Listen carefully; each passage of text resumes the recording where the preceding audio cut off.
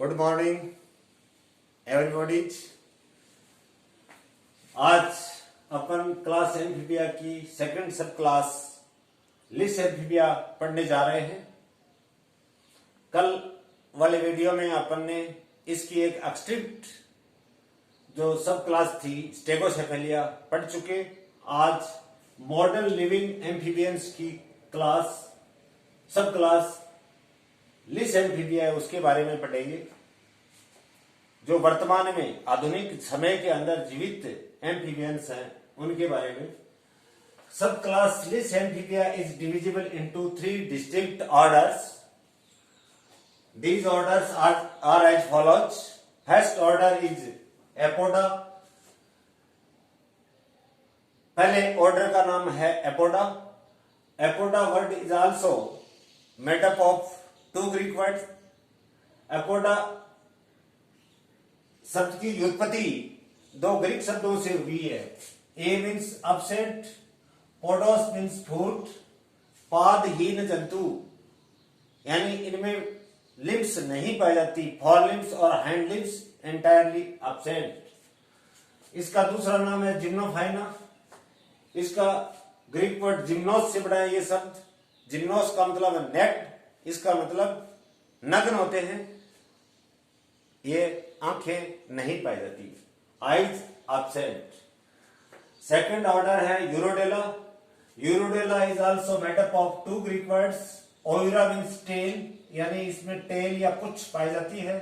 डिलोस का मतलब है विजिबल, यानी सुस्पष्ट रूप से अपन टेल इसमें देखें तो पाई जाती है। इसका दूसरा नाम है ओडेटा। ये एक लैटिन और एक ग्रीक शब्द से बना है। लैटिन वर्ड कोडा का मतलब है टेल और ग्रीक वर्ड एटा का मतलब है ग्रुप ऑफ एनिमल्स, जंतुओं का ऐसा समूह जिसमें टेल उपस्थित होगी, दैट इज यूरोडेला या कोडेटा। एन्यूरा वर्ड भी 2 ग्रीक शब्दों से बना है। A means absent, ओइरा means tell. इसका दूसरा नाम है सेलेंसिया, यानी इनमें टेल नहीं पाई जाती। ए न्यूरा बहुत बार बता चुका हूं, कई वीडियोज में मैं आपको बता चुका हूं। ए आए, एन आए, इन आए, नॉन आए प्रीफिक्स के रूप में, तो उसका मतलब आगे जो सफिक्स लिखा है वो सदैव अनुपस्थित होगा। तो यहां यूरा शब्द लिखा हुआ है, ये अनुपस्थित होगा, यानी कि टेल इनमें अनुपस्थित होगी। अब माय डियर फ्रेंड्स, इनको कंसाइज करने में और कंपैरेटिव स्टडी करने में काफी मशक्कत करनी पड़ी है। अपन इनको तुलनात्मक रूप से, तीनों ऑर्डर्स को तुलनात्मक रूप से, प्रत्येक लक्षण को तुलनात्मक रूप से अगर पढ़ेंगे तो ये समझ में आसानी से आएगा। तो यहां comparative characteristic features of above 3 orders, यानी ऊपर जो तीनों ऑर्डर जो दिए गए हैं इनका अपन तुलनात्मक चारित्रिक लक्षणों का वर्णन या जिक्र करेंगे। पहला ऑर्डर है एपोडा, जिसका दूसरा नाम है जिम्नोफाइना। सेकंड ऑर्डर है यूरोडेला, जिसका दूसरा नाम है कोडेटा। तीसरा ऑर्डर है एन्यूरा, जिसका दूसरा नाम है सेलेंसिया। एपोडा का पहला लक्षण ले रहे हैं, बॉडी वर्म लाइक, यानी वर्म बॉडी सिलेंड्रिकल बेलनाकार होती है।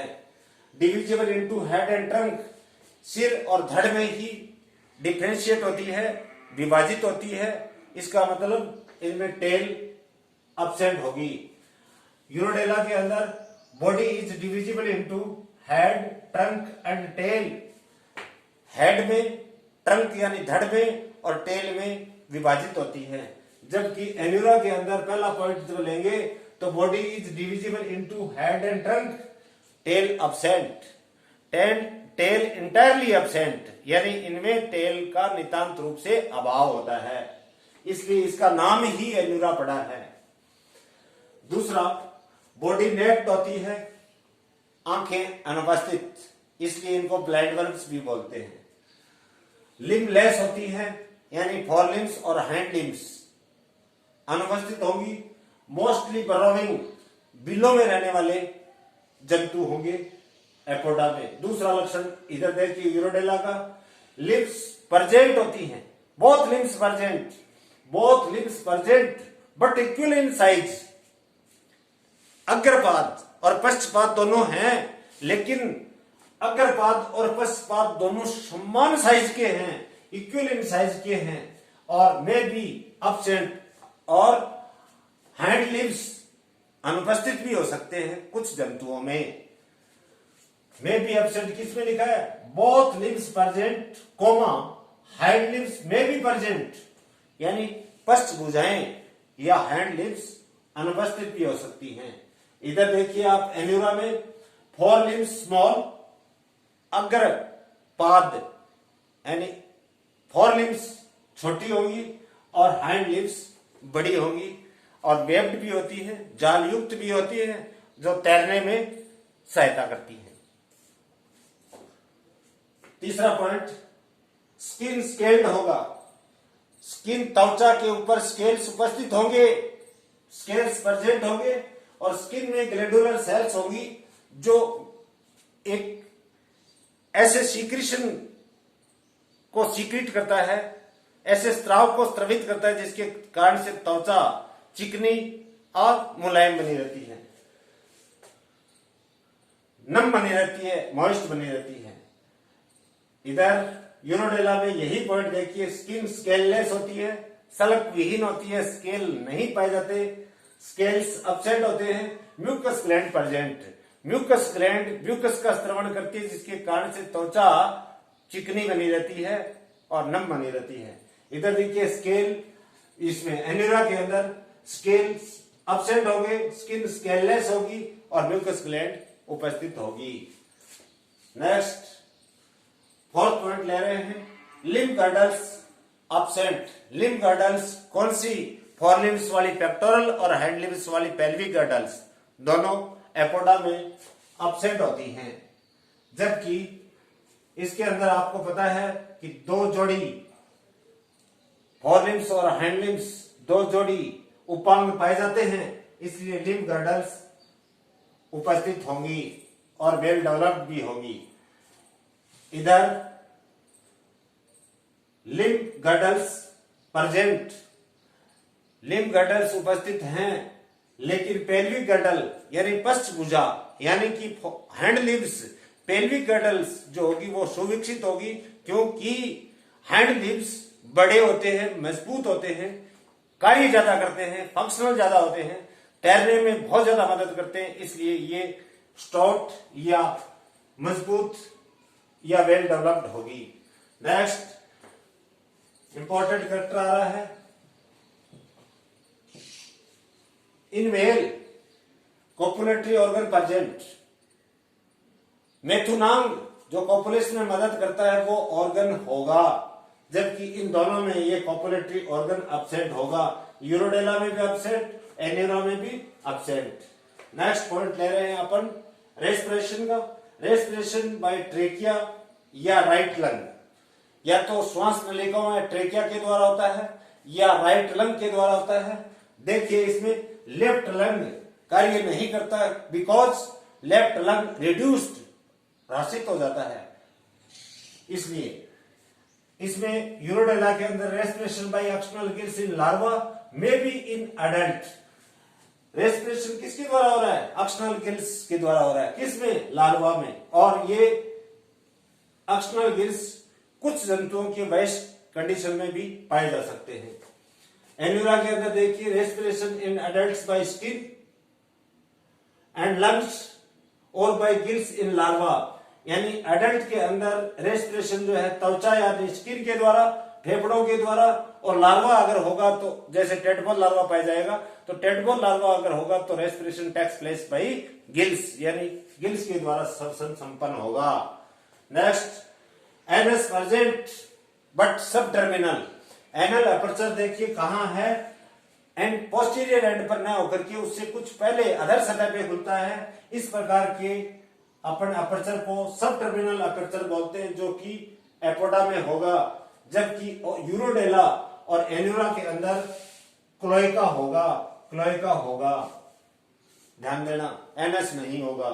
एनस प्लस यूरिनोजेनिटल अपर्चर दोनों को कलेक्टिवली क्लोएका बोलते हैं।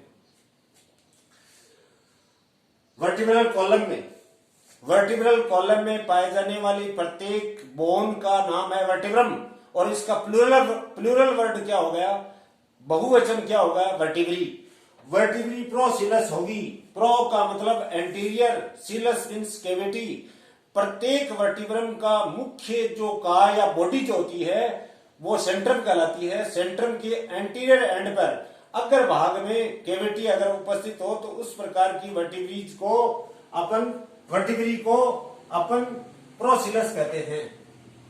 जबकि इसमें कुछ विशेष प्रकार की जो पक्षियों में पाई जाती है उस प्रकार की वर्टिब्री होंगी। एम्फीसेलस यूरोडेला में, एम्फी मींस बहुत, सीलस मींस कैविटी। दोनों सिरों पर कैविटी उपस्थित है, यानी सेंट्रम के अग्र भाग में भी है, एंटीरियर पार्ट में भी है और पोस्टीरियर पार्ट में भी है। उस प्रकार की वर्टिब्री को एम्फीसेलस बोलते हैं। या ओपिस्टोसिलस प्रकार की भी हो सकती है। ओपिस्टोसिलस मींस पोस्टीरियर एंड पे, ओपिस्टो मींस बिलो, यानी पीछे सेंट्रम के पिछले वाले भाग में कैविटी उपस्थित होगी, अग्र भाग में नहीं होगी। उस प्रकार की वर्टिब्री को बोलते हैं ओपिस्टोसिलस। इन एन्यूरा वर्टिब्री ऑलवेज प्रोसिलस, अग्रवर्ती होते हैं या सेंट्रम के अग्र भाग में कैविटी पाई जाती है, पश्च भाग में नहीं। नौवां character, ninth character is utmost important. Tympanic membrane absent due to these are deep. Tympanic membrane की अनुपस्थिति, एब्सेंट होने के कारण से ये बहरे होते हैं। टिम्पेनिक मेम्ब्रेन है क्या? टिम्पेनिक मेम्ब्रेन आउटर ईयर यानी एक्सटर्नल ईयर और इंटरनल ईयर के बीच में पाई जाने वाली एक झिल्ली है जिसको ईयर ड्रम भी बोलते हैं। बाहर से आने वाली साउंड वेव्स जो होती है वो इससे जाकर के टकरा रही है और उन साउंड वेव्स को यानी ध्वनीय तरंगों को मिडल ईयर में पाए जाने वाली तीन हड्डियां मेलियस, इनकस और स्टेपिस, उनकी तरफ इन तरंगों को भेजने का कार्य करती हैं। यानी टिम्पेनिक मेम्ब्रेन या ईयर ड्रम एब्सेंट होगा, इसलिए ये बहरे होते हैं। इनमें यूरोडेला में प्रेजेंट होगा, हियरिंग कैपेसिटी इसका मतलब उपस्थित होती है, और एन्यूरा में भी प्रेजेंट होगा, इसका मतलब इनमें भी हियरिंग कैपेसिटी उपस्थित होती है। 10th characteristic feature, development direct. Developmental stage में लार्वा यानी लार्वा और पीपा कोई भी अवस्था नहीं पाई जाती, इसलिए डायरेक्ट होगा। अपने समान अपरिपक्व लैंगिक रूप से अपरिपक्व शिशुओं को जन्म देने वाले जंतु, बट पेरेंटल केयर प्रेजेंट, पैतृक रक्षण का लक्षण पाया जाता है। Development indirect in Urodela but neoteny present. Neoteny क्या है? लार्वा वयस्क में, एडल्ट में मेटामॉर्फोज यानी कायांतरित हुए बिना ही लैंगिक रूप से सेक्सुअली मैच्योर हो जाता है, इसलिए इनको क्या बोलते हैं? नियोटेनी। लैंगिक रूप से लार्वा परिपक्व हो जाता है। For example axolotl larva of Ambystoma. Ambystoma tigrinum या टाइगर सैलामेंडर का ये लार्वा है, एक्सोलेटल लार्वा। इंपॉर्टेंट लार्वा है ये एक्सोलेटल लार्वा। एन्यूरा में देखिए डेवलपमेंट इनडायरेक्ट होगा, किसके द्वारा? थ्रू टेडपोल लार्वा के द्वारा। टेडपोल लार्वा के द्वारा परिवर्तन डेवलपमेंट इनडायरेक्ट या अप्रोक्स या अप्रत्यक्ष होगा। Next point 11th vertebral column less developed. कशेरुक दंड या बैकबोन अल्प विकसित होता है, लेस डेवलप्ड होता है। यूरोडेला के अंदर vertebral column well developed and with approximately 90 vertebrae. Chordata के अंदर पहला एनिमल्स का समूह आ रहा है जिसके वर्टिब्रल कॉलम में इतनी सारी बोन्स पाई जाती है। कितनी? 90 वर्टिब्री सुविकसित होता है, और कशेरुकों की संख्या या वर्टिब्री की संख्या 90 के लगभग होती है। इधर देखिए, एन्यूरा के अंदर वर्टिब्रल कॉलम स्मॉल होगा, छोटा होगा, और यूरोस्टाइल उपस्थित होगा, यानी कॉडल रीजन के पास में पाई जाने वाली बॉन्ड्स फ्यूज होकर के यूरोस्टाइल का निर्माण कर लेती हैं। Next, fertilization due to the presence of copulatory organ. मेथुनांग की उपस्थिति के कारण से एपोडा के अंदर आंतरिक होगा, इंटरनल होगा, जबकि इन दोनों में फर्टिलाइजेशन जल में एक्सटर्नल पाया जाता है, फर्टिलाइजेशन एक्सटर्नल यूरोडेला में और एन्यूरा में। नेक्स्ट पॉइंट लिख रहे हैं अपन 13th point, teeth mostly absent, दांत नहीं पाए जाते, अधिकांशतः दांत नहीं पाए जाते। यूरोडेला के अंदर टीथ ऑन बोथ जॉज, दोनों जबड़ों पर दांत पाए जाते हैं, जबकि एन्यूरा में देखिए आप, टीथ तो पाए जाते हैं लेकिन सिर्फ ऊपरी जबड़े पर, teeth only on upper jaws, ऊपरी जबड़े पर पाए जाते हैं, निचले जबड़े पर दांत नहीं पाए जाते। ये teeth absent, teeth present in both jaws, teeth only present on upper jaws, lower jaws में टीथ एब्सेंट होते हैं। कंपैरेटिव स्टडी टीथ की लास्ट 14 पॉइंट आ रहा है, no sound producing capacity occurs. इसका मतलब इसमें लैरिंक्स जो साउंड प्रोड्यूसिंग ऑर्गन जो होता है वो एब्सेंट होता है, इसलिए इसमें ध्वनि उत्पादन करने की क्षमता नहीं पाई जाती। यूरोडेला के अंदर भी नो साउंड प्रोड्यूसिंग कैपेसिटी अकर, यानी साउंड प्रोड्यूसिंग कैपेसिटी अनुपस्थित होती है। एन्यूरा के अंदर लैरिंक्स की प्रेजेंस के कारण से साउंड प्रोड्यूसिंग कैपेसिटी पाई जाती है, अकर, यानी साउंड प्रोड्यूसिंग कैपेसिटी अकर। अब लेते हैं इनके उदाहरण, लेकिन पहले देखिए 14 कैरेक्टर लिए हैं, कंपैरेटिव स्टडी की है, कंसाइज करने का प्रयास किया, इसलिए लेटर छोटे आए हैं। आप स्क्रीनशॉट ले लीजिए और सुनकर के स्क्रीनशॉट कैप्चर कर लीजिए। उदाहरण देखिए आप, एपोडा में इक्थियोपिस आ रहा है पहला उदाहरण, जिसको ब्लाइंड वर्म बोलते हैं, अंधकर्मी बोलते हैं, एंड जिम्नोफिस एटसेट्रा।